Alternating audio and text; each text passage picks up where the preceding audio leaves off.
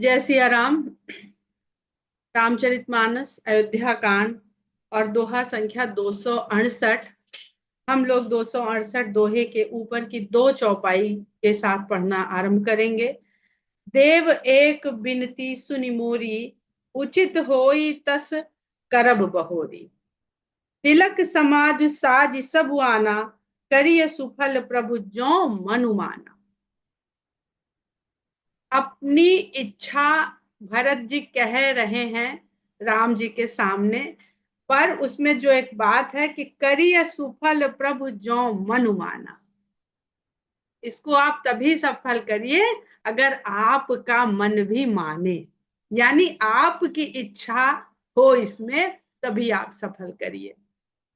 सानुज पठय मोहि बन कीजिए सबहि सनाथ, न तरु फेरी यही बंधु दो, नाथ चलो मैं साथ।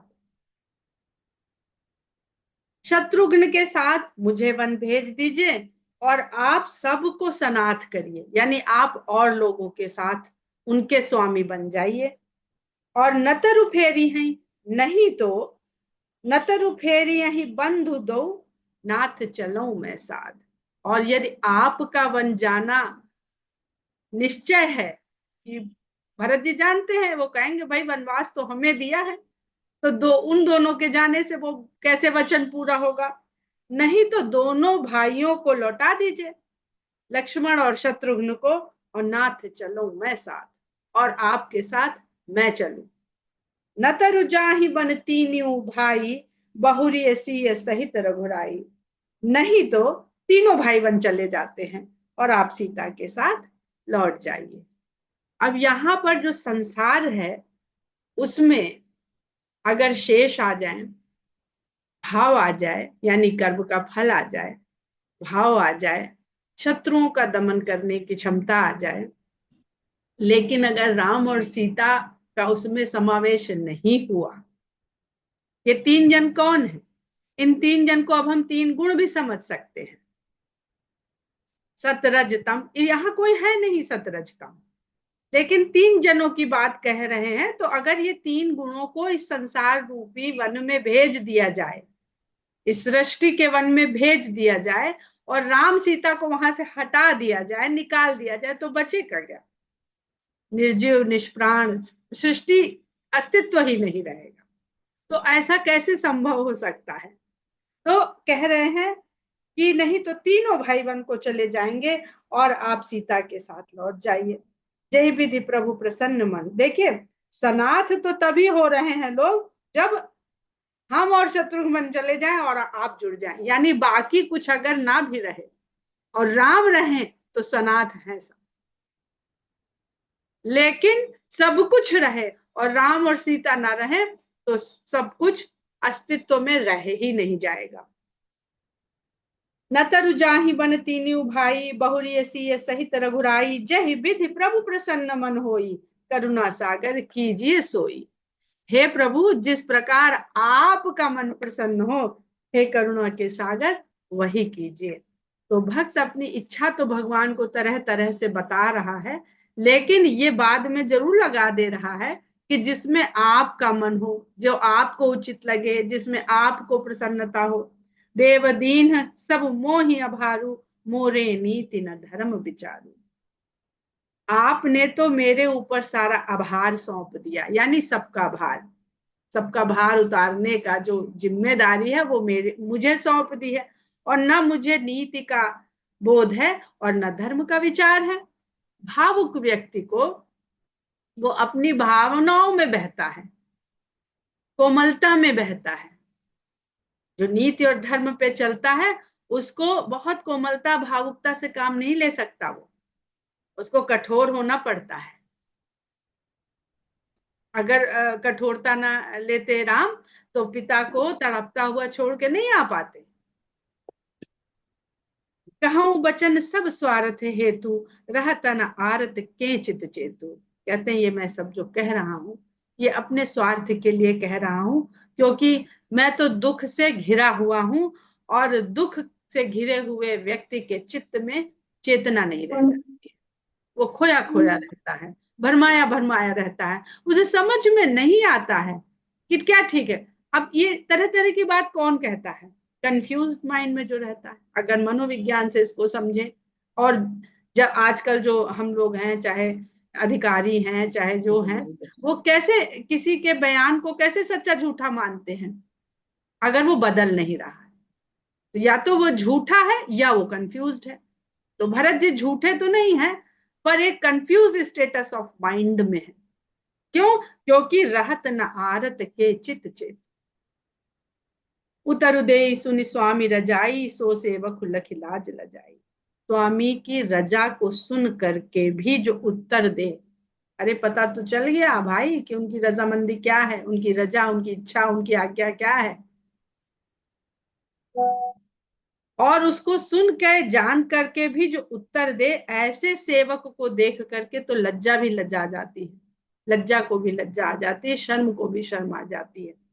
असमय अवगुण उदधि अगाधु, स्वामी स्नेह सराहत साधु। मैं ऐसे अवगुणों का समंदर हूं कि आपकी इच्छा जानते हुए भी मैं आपको उत्तर दे रहा हूं, यानी आपको बता रहा हूं, और आप मेरी सराहना कर रहे हैं भरी सभा में, साधु कह करके मुझे साधु कह रहे हैं। ये आप स्नेहवश कह रहे हैं, क्योंकि आपका मुझ पर बड़ा स्नेह है। अब कृपाल मोहि सो मत भावा, सकुच स्वामी मन जाई न पावा। तो कहते हैं अब कृपाल मोहि सो मत भावा, हे कृपालु, अब मुझे वही मत भा रहा है, अच्छा लग रहा है, जिसके करने से आपके मन में कोई संकोच पैदा ना हो। सकुच स्वामी मन जाई ना पावा, जिसमें आपके मन में संकोच ना आए कि इसका इसकी बात को करें कि पिता की बात को करें। पिता भी भक्त ही है, राम के भक्त ही हैं पिता भी, माता भी भक्त हैं, सब भक्त हैं। तो भगवान को जो इस संकोच में डाल दे कि वो किस भक्त की बात को पूरा करे, तो वो मुझे नहीं करना है।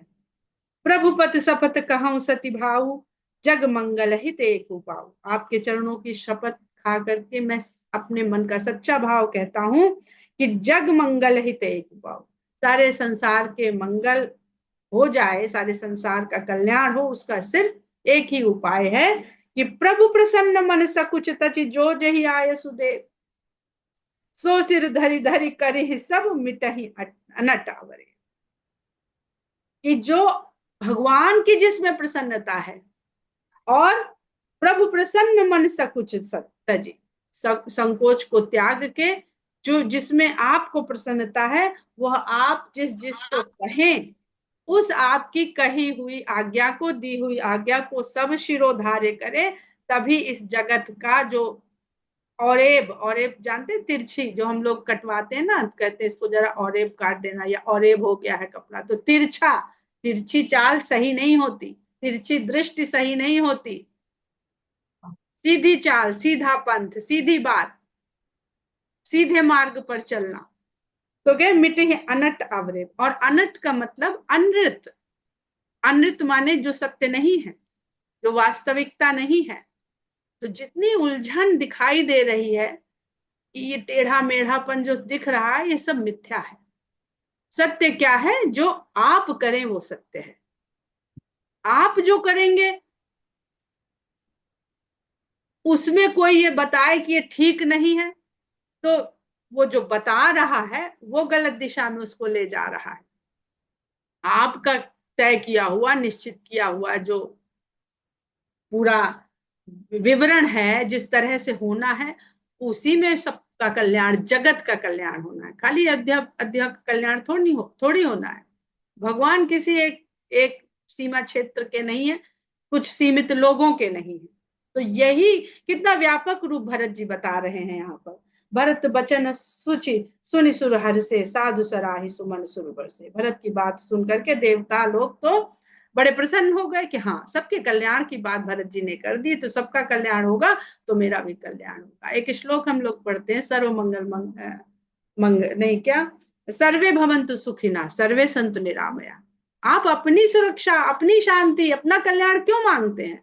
सर्वे भवन्तु सुखिना, जब सब सुखी होंगे तो उन सब में क्या आप शामिल नहीं है? उससे निकले हुए हैं, बाहर हैं। अलग से अपने लिए नहीं मांगना। ये हमारी संस्कृति है, सर्वे भवन्तु सुखिना, तो हम भी सुखी हो जाएंगे, सर्वे संतु निरामया। तो देवता इसलिए खुश हो गए कि अरे अब तो भरत जी ने सबके जगत के कल्याण की बात कर दी है। भरत बचन सुचि सुनि सुरहर से, भरत के इन पवित्र वचनों को सुनकर के देवता प्रसन्न हो गए और साधु साधु कह के उनके ऊपर पुष्प बरसाने लगे। असमंजस बस अवध निवासी, प्रमुदित मन तापस वनवासी। और अयोध्या के निवासी अब असमंजस में पड़ गए। सब अपने बात एक है, पर सबका अलग अलग भाव है। अयोध्या के वासी असमंजस में पड़ गए कि लो, हम तो इनके भरोसे चले आए थे, पहले भी राम छूट गए थे, पर इनके आने से, इनके कहने से और इनके भाव से ऐसा लगा कि हम राम को फिर लौटा लाएंगे। अब तो असमंजस की स्थिति हो गई और तपस्वी और वनवासी फिर से प्रमुदित हो गए।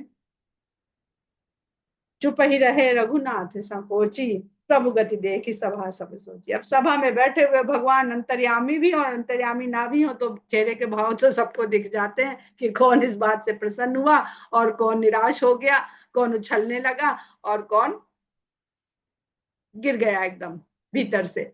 तो भगवान फिर संकोच में पड़ गए और चुप ही रहे। प्रभु गति देखी सभा सब सोची।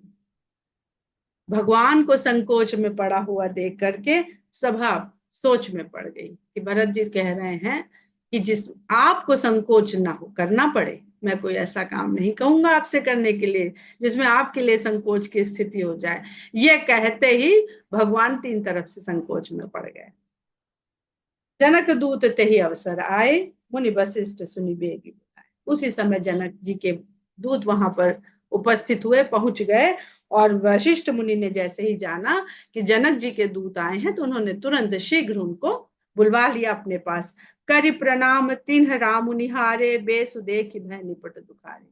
दूतों ने आते ही प्रणाम करके जब राम की ओर देखा तो उनका वेश देख करके बड़े दुखी हो गए।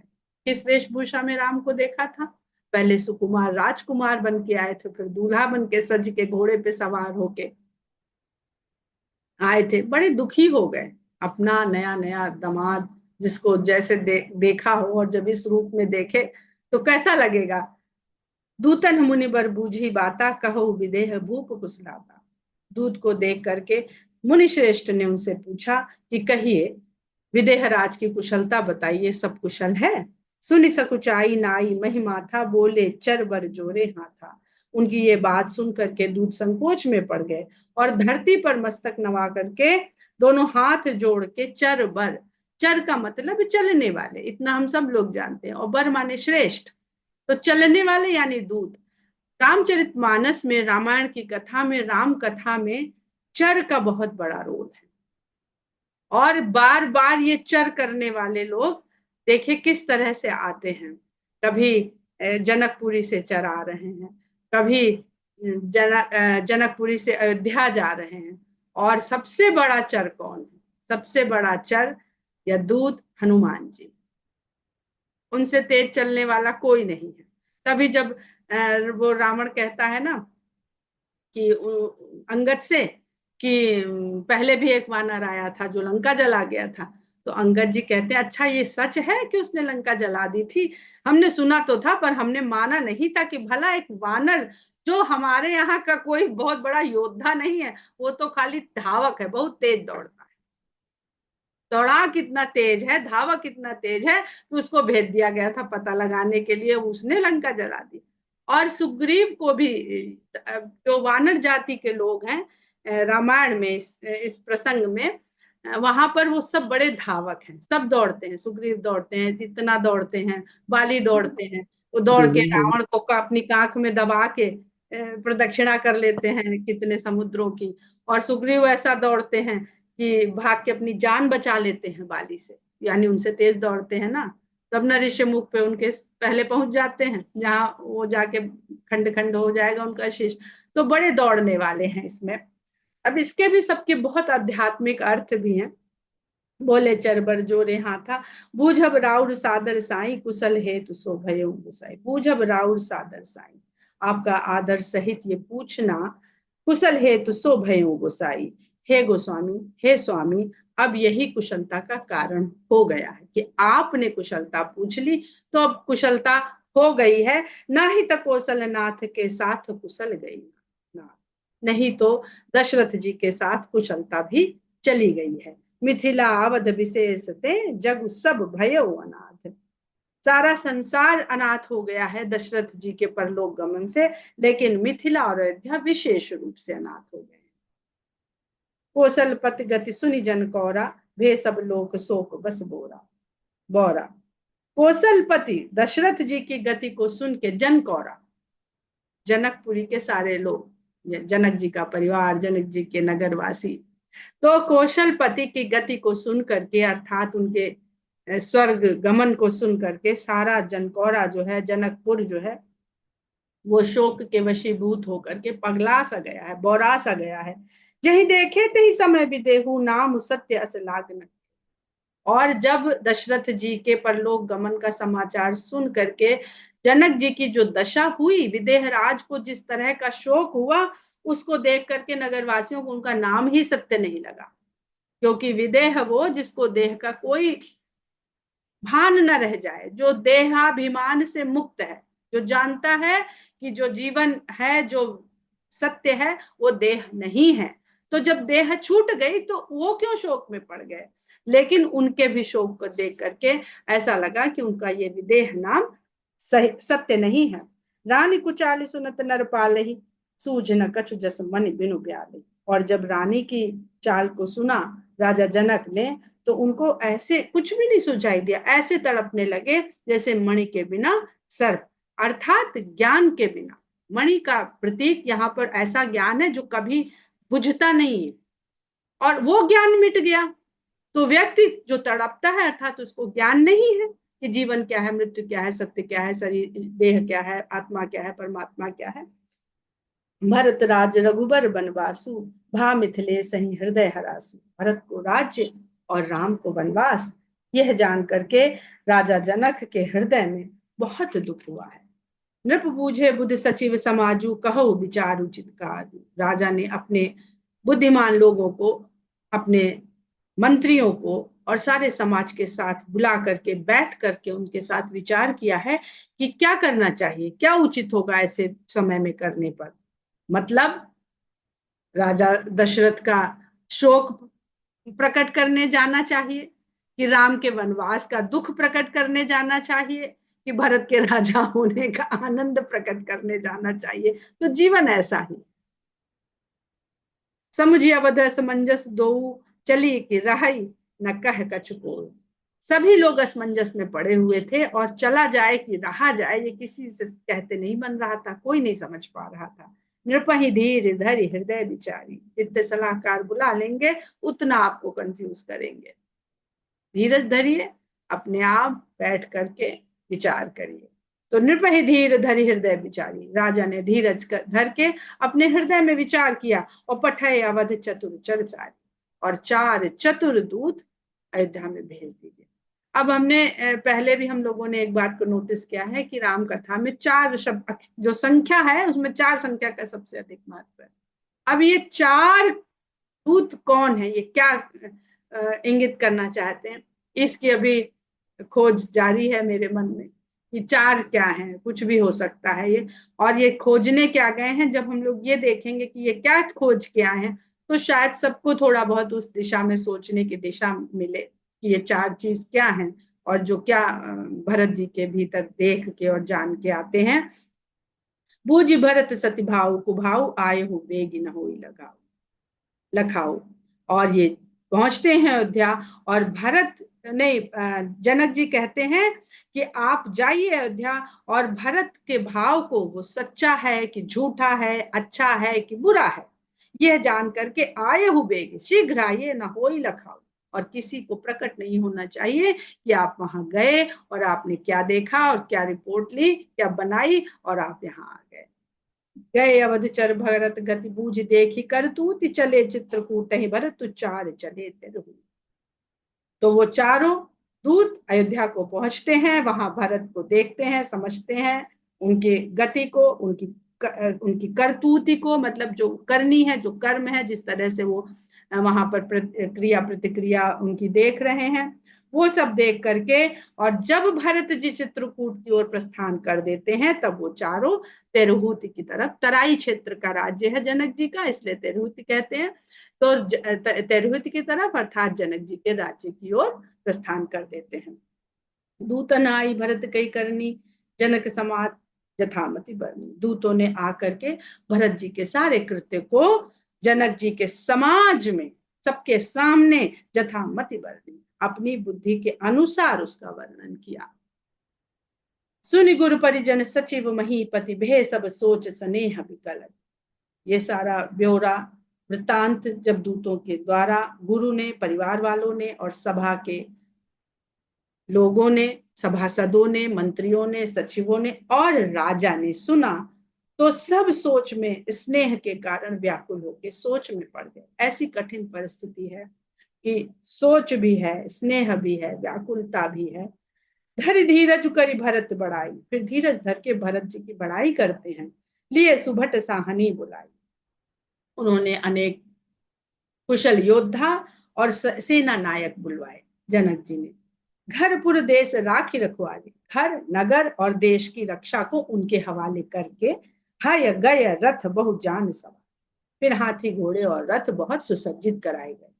तो घरी साधि चले तत्काला, किए विश्राम नमग में। गोस्वामी जी बहुत बड़े ज्योतिषी भी रहे हैं, तो वो बहुत बार मुहूर्तों का बहुत बढ़िया संकेत दे करके चले जाते हैं, जिसे समझना ज्योतिष के लिए ज्यादा सरल है। यहाँ पे कहते हैं कि दुघड़ी शादी चले तत्काला, 2 घड़ी या मुहूर्त निकाल करके तत्काल चल देते हैं। यात्रा आदि शुभ कार्य के लिए निकलवाने वाला ये मुहूर्त होता है, जिसको निकाल करके जनक जी चल पड़ते हैं। और किए विश्राम न मग मही पाला, और राजा रास्ते में कहीं भी विश्राम नहीं करते हैं, कहीं भी कोई पड़ाव ठहराव नहीं लेते हैं। भोर ही आज नहाई प्रयाग, आज ही भोर प्रयाग पहुंचे और वहां पर स्नान किया है। चले जमुन उतरन सब लागा, और अब यमुना पार करके सब उतर रहे हैं। खबर लेन हम पठे ना था, तिन्ह कही अस महिमनायो माथा, और हमको यहाँ पर सूचना देने के लिए भेजा है, ऐसा कह करके दूतों ने मस्तक नवा दिया। साथ की रात 6 सातक दिन है, मुनिबर तुरत विदा चर की। उनके साथ में 6 7 भीलों को, वनवासी लोगों को साथ में करके मुनिवर ने उन दूतों को तुरंत विदा कर दिया। सुनत जनक आगमन सब, हर से अवध समाज, रघुनंदन ही सकोच बड़, सोच विबस सुरराज। जनक का आगमन सुनते ही पूरे अयोध्या के समाज में हर्ष की लहर दौड़ गई, और रघुनंदन ही सकोच बड़, राम के मन में बड़ा सोच हो गया, और सोच विवश सुरराज, और देवताओं भी सोच के कारण फिर विवश हो गए। अयोध्या के लोग तो हर्षित हो गए कि अब भाई आए हैं तो थोड़ी आवभगत उनकी होएगी, 1 2 दिन उनको विश्राम किया जाएगा, उनके साथ चर्चा होएगी, तो चलो जो भी आदेश मिलने वाला था, जाने क्या मिलने वाला था, वो टला कुछ और दिन के लिए। और राम को संकोच क्यों हुआ कि अभी तो ये 3 जनों का संकोच है, इन 3 तरह के भक्तों का, एक और समुदाय आ रहा है। दूसरा, अगर हम इसका सामाजिक परिप्रेक्ष्य देखते हैं, तो अपने घर में जितना भी आपस में गृह कलह हो जाए, भाई भाई में हो जाए, माता पिता में हो जाए, वो बात घर से बाहर चली जाए तो कष्टकारी, समाज में पहुंच जाए, नगर में, अपने नगर और समाज में पहुंच जाए तो और कष्टकारी, लेकिन अगर ससुराल पक्ष में पहुंच जाए तो अति कष्टकारी। अपने घर के कलह को लोग अपने ससुराल पक्ष में कभी भी जाहिर नहीं होने देते हैं, वहां यही दिखाते हैं। या हम लोग अपने समाज को देख लें, यहाँ पे सही गलत की बात ना करें, उसको सब बढ़िया है, सब कुशलता है, ऐसा ही अब जब नहीं दिखाते हैं तो उसका भी परिणाम दिख रहा है, क्योंकि जितना जितना ज्यादा लोगों का समावेश, उतनी ज्यादा बातें बिगड़ती। सुनत जनक आगमन सब, हर से अवध समाज, रघुनंदन ही सकोच बड़, सोच विवश सुरराज। देवराज इंद्र फिर सोच में पड़ गए। करई गलानी कुटिल कह के, काहि कहे कही दूषण, और सबसे ज्यादा ग्लानि कह को हो गई। मांग तो लिया मंथरा के कहे में, आवेश में आकर के, उस समय विचार नहीं किया कि ये बातें बाहर भी जाएंगी, 4 आदमी सुनेंगे, उनसे आमना सामना भी होगा। ऐसा तो है नहीं कि जिंदगी को भवन में या अपने भवन में कट जाएगी। तो गरई गलानी कुटिल कह गई, कुटिल कह गई, ग्लानी से गली जा रही है। क्या ही कहे कही दूषण दे, क्या करे किससे कहे किसको दोष दे, कुछ समझ नहीं आ रहा। असमन आनी मुदित नर नारी, भयो बहोरी रहब दिनचारी। और जो अन्य लोग हैं अयोध्या के, वो तो मन ही मन में प्रसन्न हो रहे हैं कि चलो अब 2-4 दिन और रहने को राम की संगत में यहाँ मिल जाएगा। यही प्रकार गत बासर सोऊ, प्रात नहान नाग सो। तो वो दिन तो इसी में गुजर गया कि आए खबर दी फिर लेने गए। अब वो दिन तो इतना तो अयोध्यावासियों को पता चले कि आज तो जाना नहीं होएगा। तो वो दिन इस प्रकार बीत गया। और अगले दिन जब प्रातः काल हुआ तो सब लोग नहा धो के निवृत्त हुए। करी मज्जन पूजे ही नर नारी, स्नान आदि करके सभी स्त्री पुरुषों ने पूजा आदि करी। गणप गौरी त्रिपुरारी तमारी, गणेश की, गौरी की, शंकर की और सूर्य की, तम आरी तम के शत्रु सूर्य की आराधना करी। रमा रमन पद बंदी बहोरी। फिर विष्णु भगवान की, जिनमें रमा निवास करती हैं, रमा जहां रमण करती हैं, उन विष्णु जी की पद वंदना करी। बिन वही अंजुलि अंचल जोड़ी, और हाथ जोड़ करके आंचल को पसार करके सब ये विनती कर रहे हैं कि राजा राम जानकी रानी आनंद अवधि अवध रजा रजधानी, राम राजा हो जाएं, हमारी जानकी रानी हो जाएं, और आनंद की सीमा अयोध्या में बस जाए, अयोध्या राजधानी बन जाए। हर व्यक्ति अपने मन में क्या मानता है, यही मानता है कि किसी भी तरह का द्वंद्व उसके मन में कभी ना रहे। वो हर तरह के द्वंद्व का, हर तरह के असमंजस का, हर तरह के कंफ्यूजन का हमारे भीतर से अंत हो जाए। ऐसी राजधानी, ऐसा राज्य हमारे भीतर व्याप्त हो जाए। अगर हम सांसारिक इच्छा, भौतिक इच्छा की बात करते हैं, तो वो भी कोई ये नहीं चाहता कि हमें सुख तो मिले, साथ में शांति ना मिले। सब ये चाहते हैं खूब सुख मिले, साथ में शांति भी मिले। जब सुख और शांति में चुनने का मौका आता है तो सब लोग शांति चुनते हैं। अगर एक ऑप्शन मिले कि एक चीज चुनिए, तो कोई सुख को नहीं खाली चाहता है कि सुख और अशांति, सुख और कलह, कोई नहीं चाहता है। सुबह सुबह फिर सहित समाजा, भर तई राम कह करहु जुब राजा। और फिर हम सब अपने समाज के साथ वहां पर आनंद पूर्वक वास करें, और राम भरत को युवराज कर दें, क्योंकि अभी वो तो राजा बनने वाले हैं, तो युवराज पद उनको दे देना चाहिए। फिर ऐ सुख सुधा सींची सब काहू, देव देहु जग जीवन लाहू। इस सुधा, इस सुंदर अमृत से सबको सींच दिया जाए, सबको तृप्त कर दिया जाए, और हे देव, हम सबको जीवन का ये लाभ मिल जाए। गुरु समाज भाई सहित राम राज पर हो, अपने गुरु परिवार भाइयों के सहित राम राजा हो जाएं, और अछत राम राजा अवध, मरिय मांग सब। अयोध्या के राजा राम अक्षत राज करें, और हम उनके राजा रहते रहते ही मर के इस लोक से विदा हो जाए। इतनी सुंदर इच्छा कर रहे हैं। और देखने में तो यूं लग रहा है कि इतने नियम से, इतने तरह से गणेश, गौरी, शंकर, सूर्य, लक्ष्मी, पति विष्णु, सबसे ये विनती करी, प्रार्थना करी, और इच्छा अपनी मनचाही इच्छा भी रखी, पर पूरी तो होएगी नहीं। पूरी होएगी, पर मनुष्य के भीतर की जो अधीरता है, वो वो चाहती है कि आज मांगा है कल पूरा हो जाए। पूरी तो हुई, पर 14 वर्ष लगे उसको पूरा होने में। तो ये भी सीखने की बात है कि हम भगवान से मांगे, पर धीरज भी धरें कि जब समय होगा तब हमारी मांग पूरी होगी, और अगर उसमें हमारा कल्याण होगा तो ही पूरी होगी, हमारी पात्रता होगी तो ही पूरी होगी, भगवान की रजामंदी होगी तो ही पूरी होगी। चाहे जितने देवी देवताओं से मांग ले, अगर उसमें राम की रजामंदी शामिल नहीं है, तो चाहे जितने नीचे से अप्रूव्ड अप्रूव्ड साइन होते जाए, ऊपर जाते वो कैंसिल हो जाए। वो कैंसिल करते नहीं है किसी की, वहां तक लिस्ट पहुंचने में टाइम लग जाता है। हम जिस चैनल से जाते हैं उतनी देर में पहुंचती है।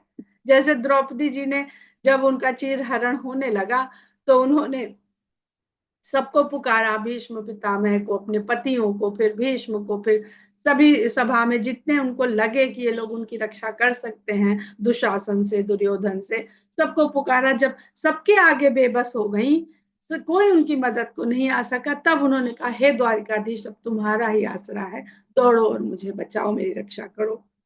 तो आते आते कृष्ण भगवान को थोड़ा समय लग गया, तो उन्होंने कहा कि सब तो नहीं उठे, तुमने भी बड़ी देर लगा दी।